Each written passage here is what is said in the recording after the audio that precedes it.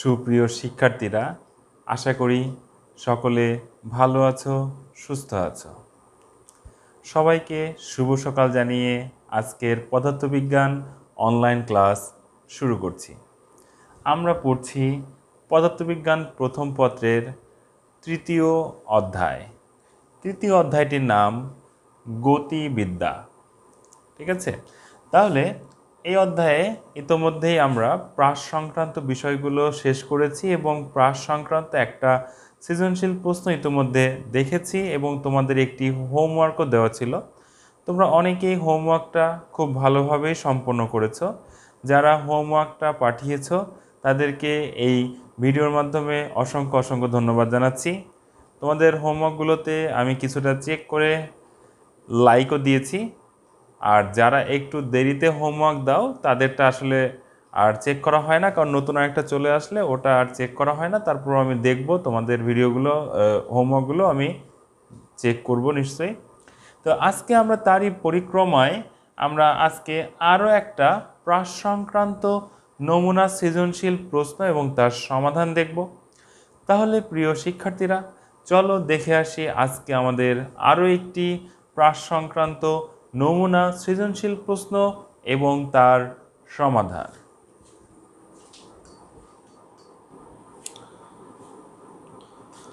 প্রিয় শিক্ষার্থীরা, আমাদের আজকের প্রাস সংক্রান্ত নমুনা সৃজনশীল প্রশ্নটি হলো, এই চিত্রটি হচ্ছে আমাদের উদ্দীপক।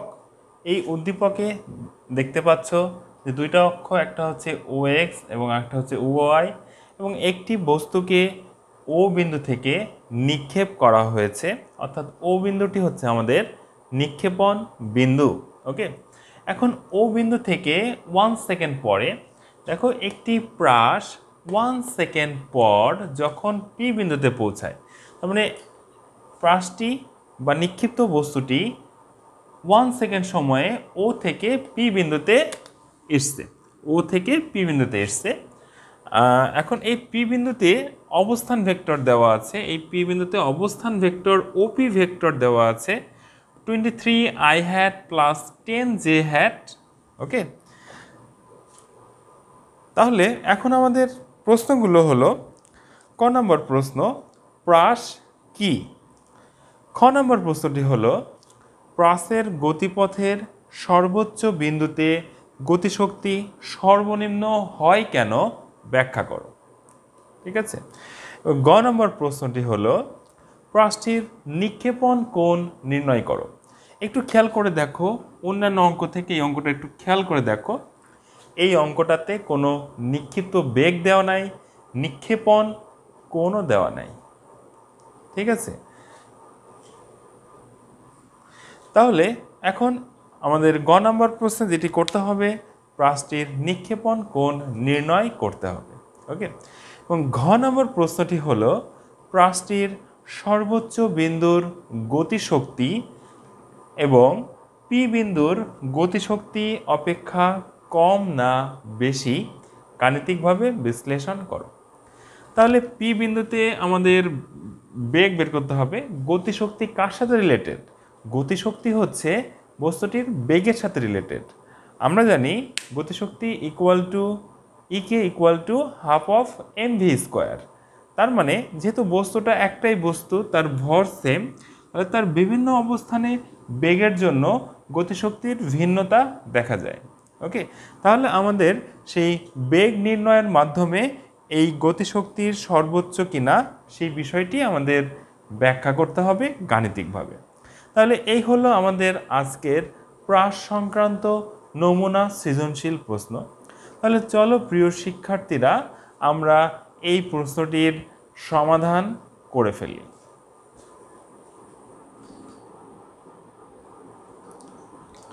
প্রিয় শিক্ষার্থীরা, আমাদের ক নম্বর প্রশ্নটি ছিল প্রাস কি।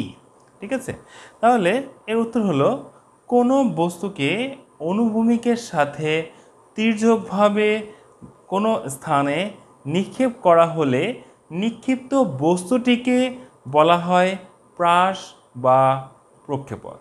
ঠিক আছে, নিক্ষিপ্ত বস্তুটিকেই বলা হয় প্রাস বা প্রক্ষেপক। আমি আবার বলছি, কোনো বস্তুকে অনুভূমিকের সাথে তির্যকভাবে নিক্ষিপ্ত করা হলে নিক্ষিপ্ত বস্তুটিকে প্রাস বা প্রক্ষেপক বলে। প্রিয় শিক্ষার্থীরা, আমাদের খ নম্বর প্রশ্নটি হলো প্রাসের গতিপথের সর্বোচ্চ বিন্দুতে গতিশক্তি সর্বনিম্ন হয় কেন, ব্যাখ্যা করো। তো প্রিয় শিক্ষার্থীরা, আমরা জানি অনুভূমিকের সাথে তির্যকভাবে নিক্ষিপ্ত বস্তুর যে কোনো অবস্থানের বেগ হয় v √vx² প্লাস vy²। এর অর্থ হলো, যেহেতু প্রাসটি আমরা জানি প্রাস দ্বিমাত্রিক পথে বিচরণ করে, তার মানে তার এই বেগ বলো বা ত্বরণ বলো সেগুলো দুইটা অংশে বিভক্ত হবে, একটা হচ্ছে এক্স অক্ষ বরাবর আর একটা হচ্ছে ওয়াই অক্ষ বরাবর।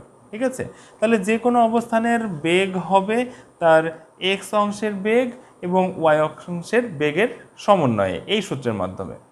আচ্ছা, তো এখন এখানে প্রাসের ক্ষেত্রে আমরা জানি একটাই ত্বরণ কার্যকর থাকে, সেই ত্বরণটা হচ্ছে অভিকর্ষ ত্বরণ, এবং আমরা জানি অভিকর্ষ ত্বরণের অভিমুখ হচ্ছে সর্বদা নিচের দিকে। ঠিক আছে, কিন্তু যার কারণে প্রাসটি যখন সর্বোচ্চ উচ্চতায় পৌঁছায় তখন সেই মুহূর্তে সর্বোচ্চ উচ্চতায় পৌঁছানোর পরে সেই মুহূর্তে প্রাসটির কোনো অনুভূমিক বেগ থাকে না, কারণ এই অবস্থানে সে কিছুটা সময়ের জন্য হলেও দিক পরিবর্তনের জন্য কিছুটা সময়ের জন্য হলেও ওই স্থানে বস্তুটি থেমে যায়। কিন্তু যেহেতু এর অনুভূমিক ত্বরণ, প্রাসের অনুভূমিক ত্বরণ থাকে 0। আচ্ছা, আরেকটাভাবে বলতে পারি যে কেন এখানে অনুভূমিক উলম্ব বেগটা 0 হয়ে যাচ্ছে, তার কারণ অভিকর্ষ ত্বরণের দিক হচ্ছে নিচের দিকে এবং প্রাসটাকে আমরা কিন্তু উপরের দিকে নিক্ষেপ করছি, অর্থাৎ অভিকর্ষ ত্বরণের বিপরীতে নিক্ষেপ করছি। তাহলে বস্তুটি তখনই সর্বোচ্চ অবস্থানে বিচরণ করবে যখন সে তার অভিকর্ষ ত্বরণকে কিছুটা অতিক্রম করতে পারবে। ওকে, অর্থাৎ সর্বোচ্চ অবস্থানে তার অভিকর্ষ ত্বরণটা থাকে না, ফলে সর্বোচ্চ অবস্থানে গিয়ে তার হচ্ছে অনুভূমিক বেগটা থাকে না। কিন্তু এখানে হচ্ছে যেহেতু এখানে আমরা দেখতে পাচ্ছি, যদি আমরা ভেলোসিটি নেই, এখানকার দিক, হ্যাঁ, এখানে দিক দুই ভাগে ভাগ হয়ে যাচ্ছে, এখানকার বেগটা একটা হচ্ছে vx, একটা হচ্ছে vy। তো দেখতেই পাচ্ছ জি এর দিক যেহেতু নিচের দিকে হয়, অভিকর্ষ ত্বরণের দিক নিচের দিকে, আসলে এরা ভেক্টর, এরা একে অপরকে কি করবে, ক্যান্সেল করে ফেলবে। আলটিমেটলি এখানে অ্যাক্টিভ থাকে কোন অংশটা, শুধুমাত্র অ্যাক্টিভ থাকে হচ্ছে vx অংশটা। তার মানে ওই সর্বোচ্চ অবস্থানে গিয়ে ভি ওয়াইয়ের মানটা 0 হয়ে যায়, কিন্তু ভিএক্সটা ভিএক্স থেকে যায়। আচ্ছা, যেহেতু এর একটা উপাংশ 0 হয়ে যায়, তার মানে আমরা বলতে পারি যে এখানে ওই অবস্থানের ক্ষেত্রে বেগের মানটা আমরা পাবো হচ্ছে সর্বনিম্ন। ওকে, ফলে সর্বোচ্চ বিন্দুতে যেহেতু বেগ সর্বনিম্ন, আমরা জানি যে গতিশক্তি হচ্ছে ½mv², তাহলে যেহেতু বেগ সর্বনিম্ন, তাহলে ওই সর্বোচ্চ বিন্দুতে বস্তুটির গতিশক্তিও হয়ে যাবে সর্বনিম্ন। প্রিয় শিক্ষার্থীরা, এখন আমরা চলে যাব গ নাম্বার প্রশ্নে। গ নাম্বার প্রশ্নটি হলো নিক্ষেপণ কোণ, উদ্দীপকে প্রদত্ত প্রাসটির নিক্ষেপণ কোণ নির্ণয় করো। আচ্ছা, এখানে আমাদের দেওয়া আছে কি কি, সময় t = 1 সেকেন্ড, অর্থাৎ 1 সেকেন্ড সময়ে সে পি বিন্দুতে গিয়েছিল, এবং ওপি ভেক্টর দেওয়া আছে 23i hat plus 10j hat, এবং বের করতে হবে নিক্ষেপণ কোণ θ0 = what। আচ্ছা, এখন উদ্দীপক অনুসারে আমরা কি পেলাম, OP vector = 23i hat plus 10j hat। Okay, তাহলে i hat এবং j hat এটা যদি আমরা খেয়াল করি বা এটা যদি আমরা একটা ভেক্টরের সাথে তুলনা করি, সাপোজ আমরা OP vector = xi hat plus yj hat, তাহলে এটার সাথে তুলনা করে আমরা পেয়ে যাচ্ছি যে এক্স এর অংশ হচ্ছে 23 এবং ওয়াই এর অংশ হচ্ছে 10। আচ্ছা, তাহলে এক্স মানে কি? অনুভূমিক সরণ, তাই তো? আচ্ছা, এখন অনুভূমিক সরণটাকে আমরা কিভাবে লিখতে পারি? অনুভূমিক সরণটাকে আমরা লিখতে পারি হচ্ছে V not cos theta not equal to 23। ওকে, এটাকে আমরা 1 নম্বর সমীকরণ হিসেবে রাখি। আর এটা হচ্ছে ওয়াই। এই ওয়াইটাকে আমরা এখন কীভাবে লিখতে পারি? V not sine theta nought minus half of G T square equal to 10। Okay, তো আমরা জানি, সূত্র কি জানি? S equal to V nought T plus half of G T square. Okay, এখানে টি আসবে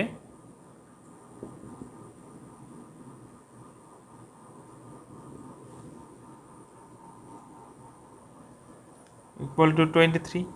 আর এই ক্ষেত্রে আমরা লিখতে পারি, এই ক্ষেত্রেও টি আসবে V not sine theta nought T minus half of G T square. Okay, তাহলে এটাকে 2 নম্বর সমীকরণ দিয়ে রাখো। তাহলে 1 নং সমীকরণ থেকে আমরা কি পেতে পারি?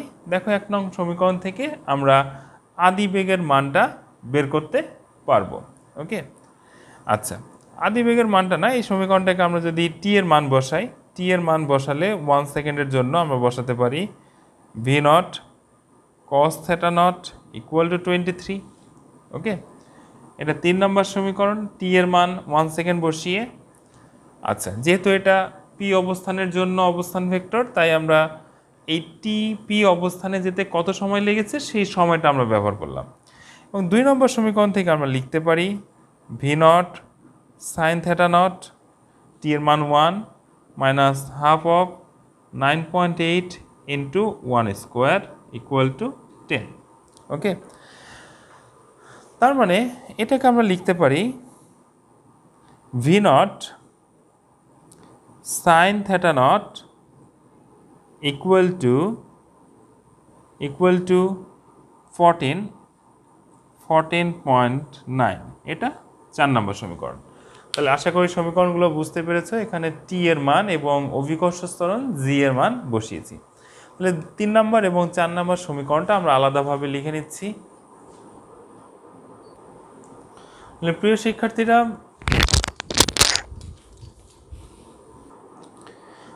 শিক্ষার্থীরা, আমরা যদি এখন 4 নম্বর ভাগ 3 করি, তাহলে আমরা কি দেখতে পাচ্ছি? V not sine theta naught divided by V not cos theta not equal to 14/9 divided by 23। তাহলে ভি নট কাটা, sine theta naught divided by cos theta not equal to আমরা লিখতে পারি tan theta not equal to 14.9 divided by 23। ঠিক আছে, তাহলে theta not equal to tan inverse 1 14.9 divided by 23। এটা calculation করলে আমরা পেয়ে যাব 32.94 ডিগ্রি। সুতরাং আমরা লিখতে পারি আমাদের প্রদত্ত যে প্রাস, সেই প্রাসটির নিক্ষেপণ কোণ হলো 32.94 ডিগ্রি। এই হলো আমাদের গ নাম্বার প্রশ্নের সমাধান।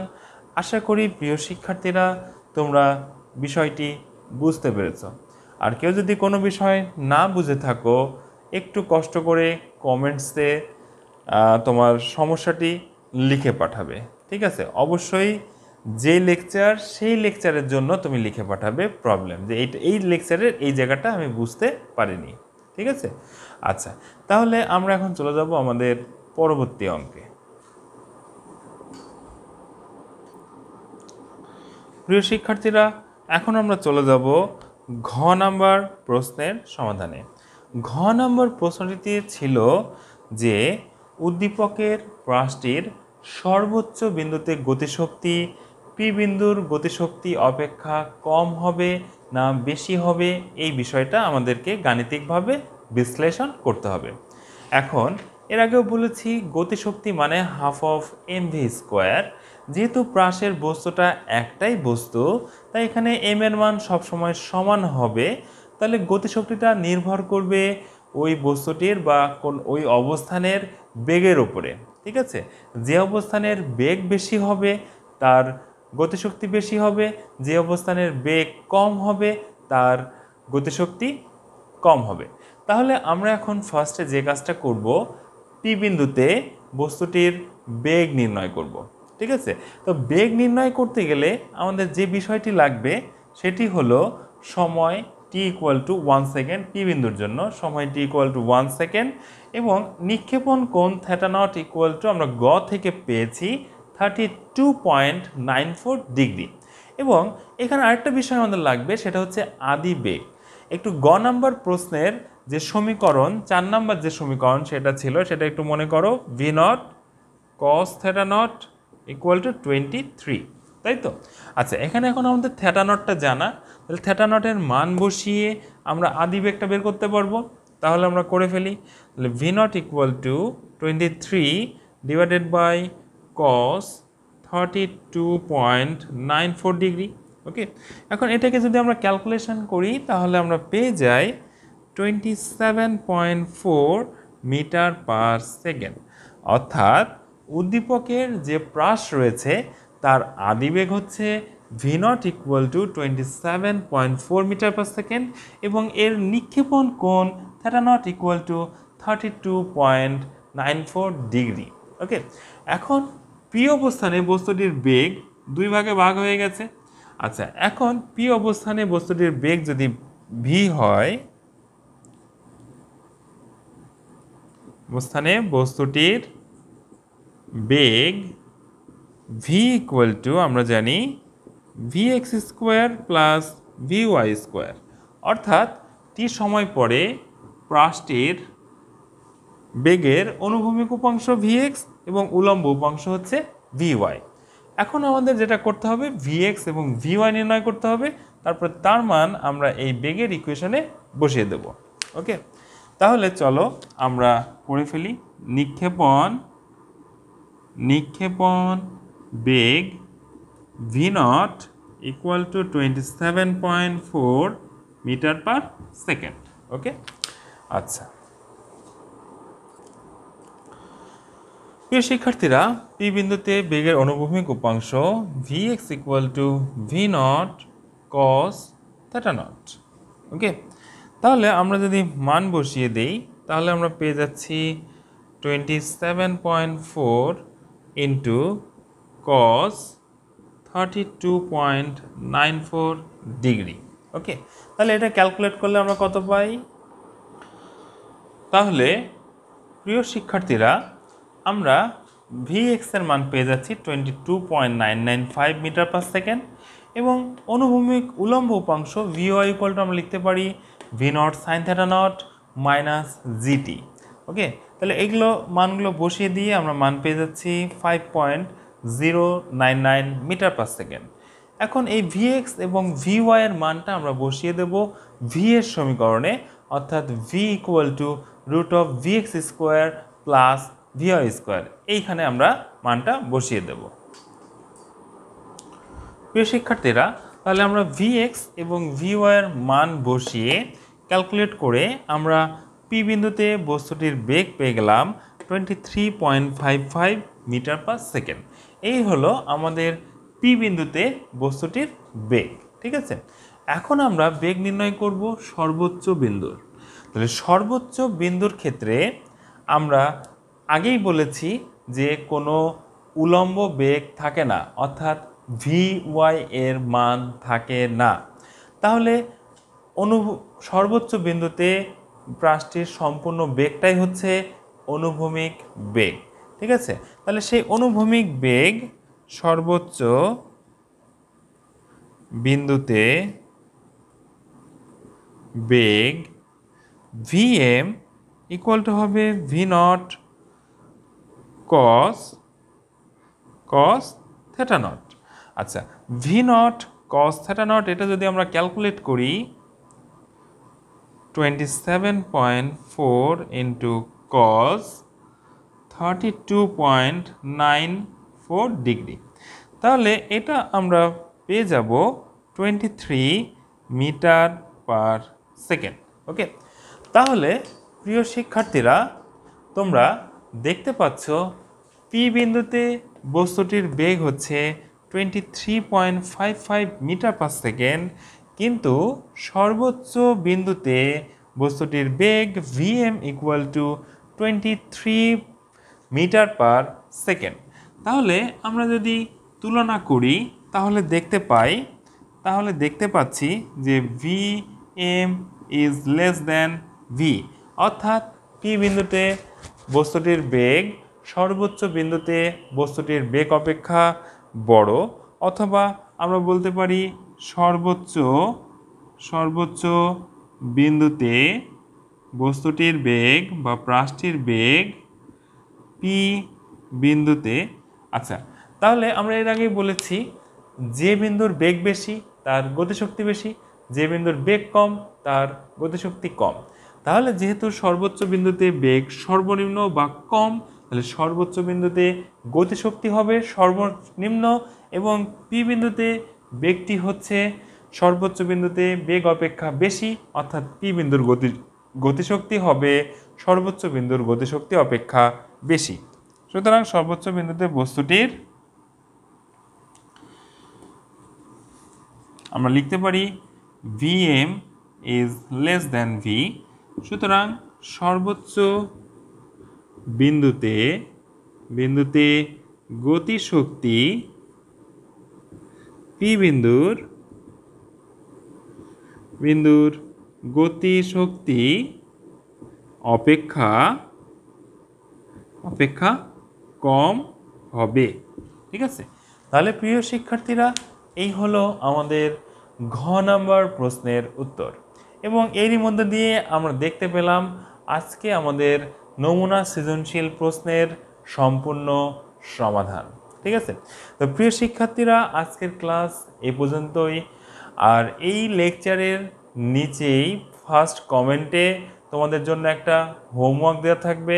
তোমরা লেকচারটি দেখার পরে সেই হোমওয়ার্কটা খাতায় করে সেই হোমওয়ার্কের ছবি কমেন্টে জমা দেবে।